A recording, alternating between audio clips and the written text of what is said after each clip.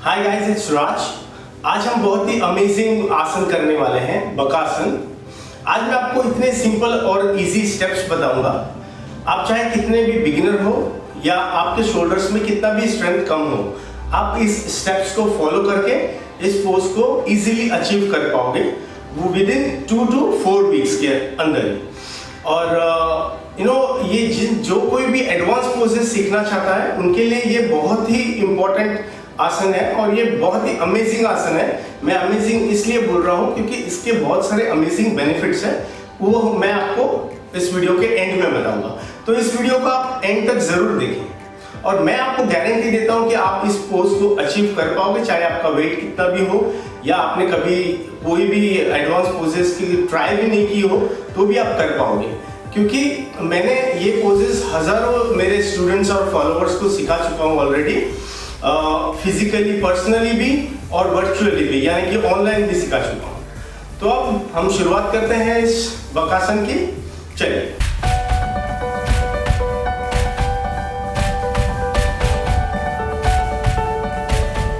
तो हमें ये पिलो जो है हमारे हेड के सामने रखना है, मैट के एज पे, ताकि ये सेफ्टी हमारे लिए बहुत इंपॉर्टेंट है। ये हमें इंजरी से बचाएगा। हमारे हैंड्स के सामने रखना है। जब कभी हमारा इम्बैलेंस होगा, अगर हम प्रैक्टिस करते करते अगर बैलेंस गया भी, गिर भी गया आगे, तो हमारा हेड जो है वो सेफ रहेगा। ऑलराइट, तो ये पिलो को आप जरूर यूज करिए जब आप बिगिनिंग में ट्राई कर रहे हो। और कुछ लोगों ने मुझे ये पूछा था कि बकासन और काकासन में क्या डिफरेंस है। तो डिफरेंस बहुत ज्यादा नहीं है। बकासन जो होता है वो होता है क्रेन पोज। क्रेन एक बर्ड है जिसके लेग्स स्ट्रेट होते हैं, यानी कि हम जब बकासन करते हैं तो हमारे एल्बोज जो है वो स्ट्रेट होते हैं। और काकासन होता है क्रो पोज, यानी कि इसमें हमारा जो क्रो के लेग है थोड़े से बेंड होते हैं, तो हमारे जो एल्बोज है वो इस तरह से थोड़े से बेंड होंगे, तो वो होता है काकासन यानी क्रो पोज।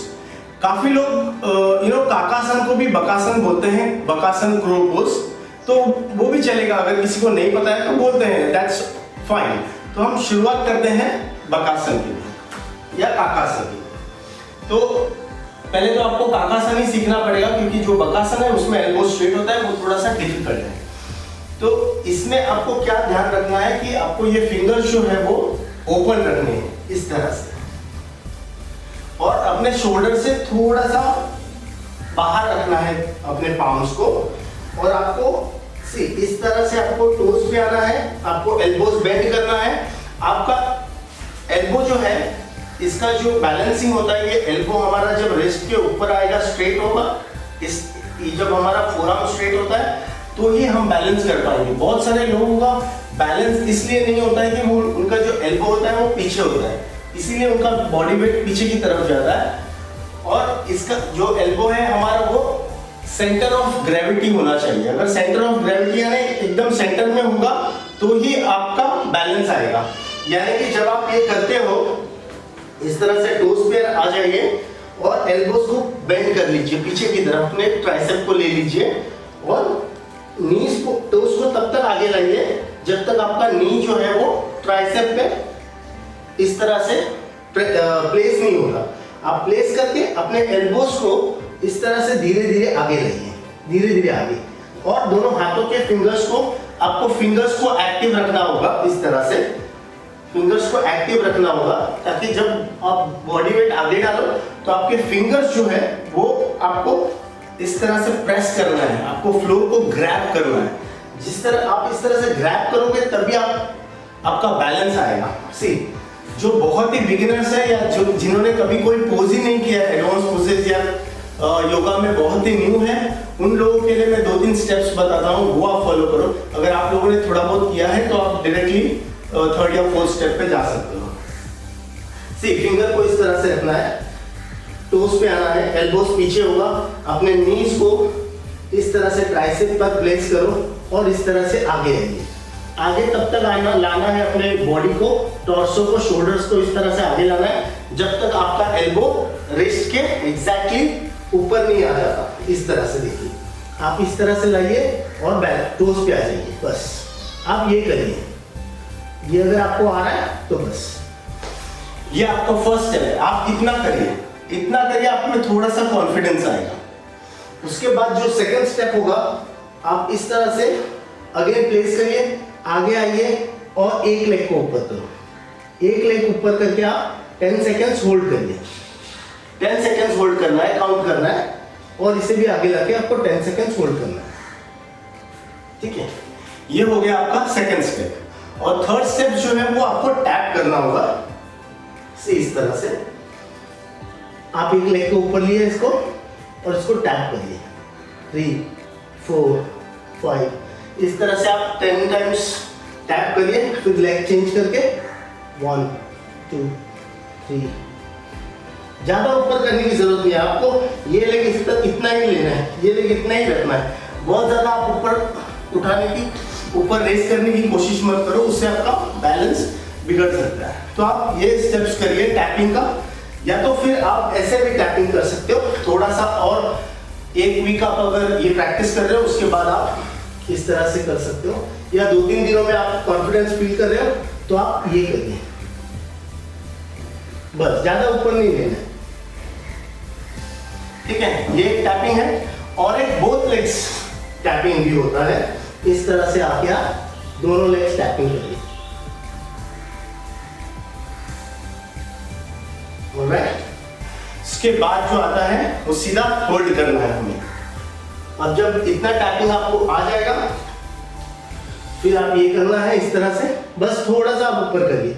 एल्बोस को आगे लाना है, रिस्ट तक, शोल्डर्स आगे। आपको नेक जो है वो सामने की तरफ रखना होगा, यानी कि यहाँ देखना है, ज्यादा ऊपर नहीं देखना है। आपका नेक जो होगा वो इस तरह से नहीं होगा। आपको अपने लेग्स को नहीं देखना है। आप अगर अपने लेग्स को देखोगे तो आपका बैलेंस बिगड़ जाएगा, आप रोल हो जाओगे आगे। ठीक है, तो नेक जो है वो थोड़ा सा ऊपर होगा, यानी कि हम ट्राइंगल बना सकते हैं। दोनों हाथों के सामने जो भी हमारा ट्राइंगल का पॉइंट होगा उस तरफ यहाँ देखना है, और इस तरह से आप टैपिंग करो या इस तरह होल्ड करो। इतना ही होल्ड करो बस। अगर समझो आपने 2 या 3 सेकेंड भी होल्ड कर लिए तो भी वो एक आपका बहुत अच्छा अचीवमेंट है। और ये 2-3 सेकेंड आपका कब 20-30 सेकेंड हो जाएगा ये आपको नहीं पता चलेगा। आप जस्ट प्रैक्टिस करते रहिए, प्रैक्टिस करते रहिए। और मैं चाहता हूँ कि आप मुझे कमेंट में जरूर बताएं कि आपने ये पोज कितने दिन आपको लगे सीखने में, क्योंकि कुछ लोग 1 वीक में कर लेते हैं, कुछ 3 दिन में कर लेते हैं, कुछ को 2 वीक लग जाते हैं। तो मैं चाहता हूँ कि आप मुझे कमेंट करके बताइए कि आपने कितने दिन में ये 10 सेकेंड्स आप होल्ड करना है आपको। 10 सेकेंड्स आपने कितने टाइम में अचीव किए, कितने डेज में। तो मुझे भी अच्छा लगेगा कि काफी लोगों ने ये सीख लिया जस्ट वीडियो देखकर। और मैं चाहता हूँ कि ये वीडियो को आप उन लोगों को भी शेयर करें जो सोचते हैं कि उनके लिए बकासन बहुत ही डिफिकल्ट पोज है या बहुत ही इम्पॉसिबल पोज है, कभी वो लाइफ में नहीं कर सकते। तो उनके साथ ये वीडियो जरूर शेयर करें और उनको भी बोलिए कि आप ट्राई करो और आप अचीव करो इस पोज को। ये पोज अचीव करने से आपका बहुत कॉन्फिडेंस बढ़ जाएगा। ठीक है, इस तरह से आना है। फिर आप यहाँ पर होल्ड कर लिए इस पोज को, फिर धीरे धीरे आपको टो पॉइंट करके धीरे धीरे आपको लेग्स ऊपर लेने की कोशिश करनी है। ठीक है, ये आप ट्राई करिए। ऑलराइट, अगर आपसे फिर भी आपको कोई दिक्कत आ रही है प्रैक्टिस करने में, क्योंकि आप सेल्फ करोगे या आप किसी की हेल्प ले सकते हो, किसी को बोलो आप शोल्डर को या लेग को पकड़ के आपको होल्ड करे, या आप खुद से ट्राई करो तो ज्यादा बेटर है। और अगर कोई भी आपको इसमें भी दिक्कत आ रही है ये वीडियो देखकर भी, आप मुझे कमेंट में जरूर बताएं, मैं आपको रिप्लाई जरूर दूंगा। ठीक है, और इसके बाद में आपको फिर अगर ये आप अचीव कर रहे हो, मैं अब थोड़े दिनों बाद 1 लेग बकासन भी इजी उसके स्टेप्स बताऊंगा। 1 लेग बकासन यानी इस तरह से हमें रखना है और ये लेग को ऊपर, आप इसको भी अचीव कर सकते हो। तो इसके भी इजी स्टेप्स बताऊंगा।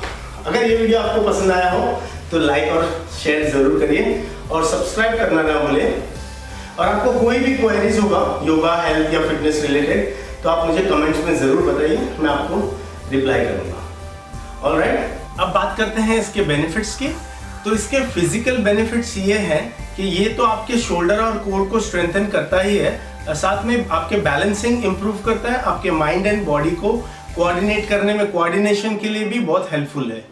और अगर इसके मेंटल और साइकोलॉजिकल बेनिफिट्स को देखेंगे तो क्या होता है जो डिफिकल्ट पोज या कोई भी इम्पॉसिबल पोज चीज हम समझते हैं और उसको हम जब अचीव कर लेते हैं, हमारा माइंड जब सोचता है कि ये हमारे लिए बहुत डिफिकल्ट है या बहुत ही इम्पॉसिबल है, हम इसको कभी कर नहीं सकते, कभी अचीव नहीं कर सकते, लेकिन जब कभी हम उस चीज को अचीव कर लेते हैं तो ऑटोमेटिकली हमारा माइंड सेट जो होता है या हमारा बिलीफ सिस्टम है वो ऑटोमेटिकली चेंज हो जाता है और हमारे ब्रेन में रीवायरिंग होना शुरू हो जाता है। तो जब कभी लाइफ में अप्स एंड डाउन्स लाइफ में आते रहते हैं या कोई भी चैलेंजेस आपके लाइफ में आएगा तो आप उसको गिव अप नहीं करोगे, आप उसको फेस करने की आप में एक कॉन्फिडेंस, आप में एक हिम्मत आ जाएगी। ऑलराइट, इसके ये बेनिफिट्स, अगर आप एडवांस पोजेस ट्राई कर रहे हो तो ये बकासन एक एडवांस पोज ही है, लेकिन ये एडवांस पोज का बिगिनर पोज है। आप अगर ये अचीव करते हो तो ऑटोमेटिकली आपका कॉन्फिडेंस और बढ़ेगा और आप और डिफिकल्ट पोजेस ट्राई कर सकोगे। Alright, I hope you understood. Thank you.